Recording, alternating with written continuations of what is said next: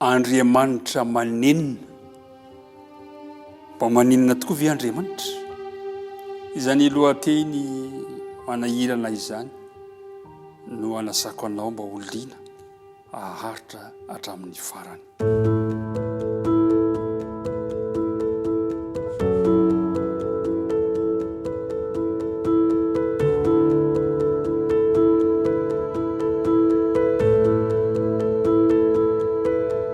Dia arahaba indray no voalohanteny raha miona aminao amin'ny ty maraina ny alarobia dimy volana febroary ity. Ny tompony hombanao hatrany hatrany ary misotranao amin'ny fiarahana tsy tapaka izao fandarana izao. Koa raha item-piandohana dia tononona aminao indray ny fiadanan'ny tompo ho anao sy ny ankonanao. Andeha hiaraka hivavaka isika. Andriamanitra rainay io, rainay amin'ny lalan'i Jesosy Kristy ianao. Ilay Andriamanitra namorona anay, ilay Andriamanitra tia anay, ary ilay Andriamanitra izay mbola miantso anay mba ho zanakao. Misotranao indray izay fa tafahoana soamatsara amin'ny lalan'izao fiaraha-midinika ny teninao izao.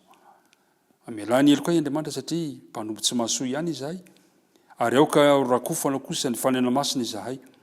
Ka ny fanena masina no ampianatra anay ny teny, ary ny fanena masina no ametraka ny teny ho tonga fitahiana sy fiainana ary fanaramana vaovao ho anay tsirairay avy. Dia mitenena Jehovah ho fa vonona hiaino anao zahay. Amin'arana Kristy nangatana ny vavaka. Amen. Ry mpiara-midinika namana isany, lohateny hafahafa no iarahantsika mandinika androany. Mety manenina ve Andriamanitra?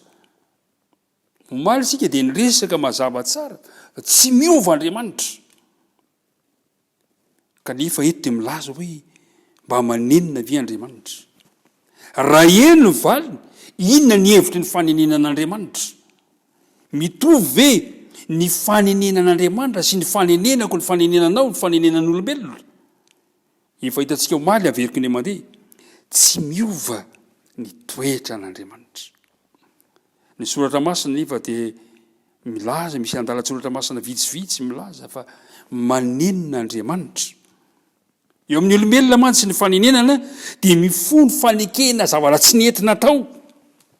Fa ahoana kosa ny fanenenan'Andriamanitra? Manasanao ary mba hanokatra ao amin'ny bokin'ny Exodosy 2:30 ka ny 4:4. Exodosy 2:30 ka ny 4:4. Zao no voalazany ity. Ary Jehova dia nanenina ny amin'ny loza izay nokasainy hamelezana ny olona. Nanenina Jehova? Nanenina Jehova ny amin'ny loza izay nokasainy hamelezana ny olona.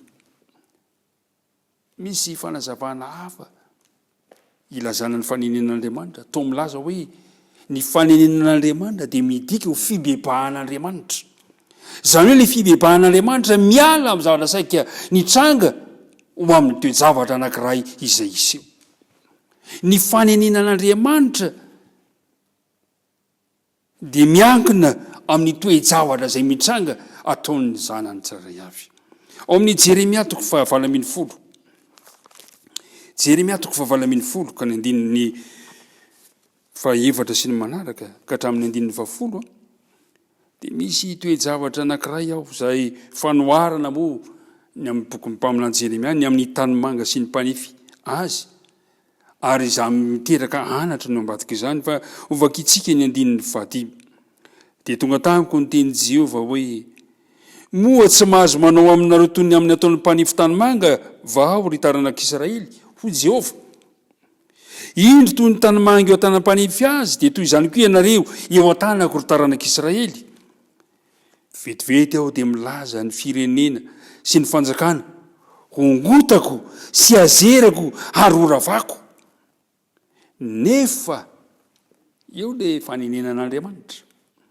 Nefa raha miala amin'ny ratsy izany firenena ho teneniko izany dia hanenenako kosa ny loza izay nokasaiko hamelezana azy.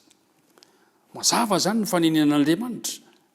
tsy ohatra ny fanenenantsika olombelona tampotampoka dia manenina fotsiny eo nanenina fa tahaka izay tahaka izay tahaka zao fa Andriamanitra dia milaza miloha fa raha miala amin'ny ratsy fanaony isika na iza zany ianao zany raha miala amin'ny ratsy fanaony isika dia hoy Jehovah hoe anenenako ny loza izay nokasaiko hamilezako azy.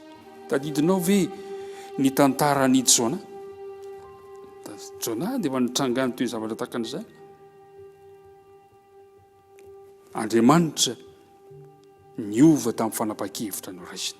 Ao amin'ny boky Nomery toko 7:20 ny Samuela voalohany toko 5:7 dia milaza fa tsy olona Andriamanitra ka anenina, tsy mba olona Andriamanitra ka andaingana zanak'olombelona ka anenina, fa dia izao ny zavatra mitranga nanenina Andriamanitra.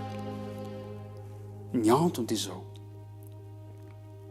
rehefa miala amin'ny ratsy fanaony isika olombelona dia manenina Andriamanitra ny amin'ny loza izay misaika ampiariny amintsika tsirairay avy. Ka ny faniriako dia izao amin'ny tontolo andro ity, engany mba hanenina ny amin'izay mety zavatra tranga ratsy amin'ny fiainanao Andriamanitra ny amin'ny fiainanao androany, ka ho avadika Andriamanitra ho fitahiana aminao ny toe-javatra izay mitranga aminao, satria nanapa-kevitra ianao androany fa hiala amin'ny faharatsiana izay mbola kolokoloko sy mbola fikirinao eo amin'ny fiainanao andavanandro. Dia hombanao Andriamanitra ary tany fiainanao izy manomboka amin'ity androany ity hivavaka isika. Rainay eo izay ny an-danitra, loha hevitra manahirana no nomenao anay, kanefa loha hevitra izay ahitanay ny fitiavanao sy ny famondramponao. Ka raha manenina amin'ny zavatra mitranga amin'ny fiainanay ianao dia manenina ny amin'izay dia ahasoanay kosa nefa izany. Ampio izahay anapa-kevitra hiala amin'ny ratsy, ampio izay Andriamanitra andeha amin'ny fahatsarana rehetra. Dia apetraka am-pelantananao ny tontolo andronay, aza mafoina masaraka anay noho ny amin'ny anara Jesosy. Amen.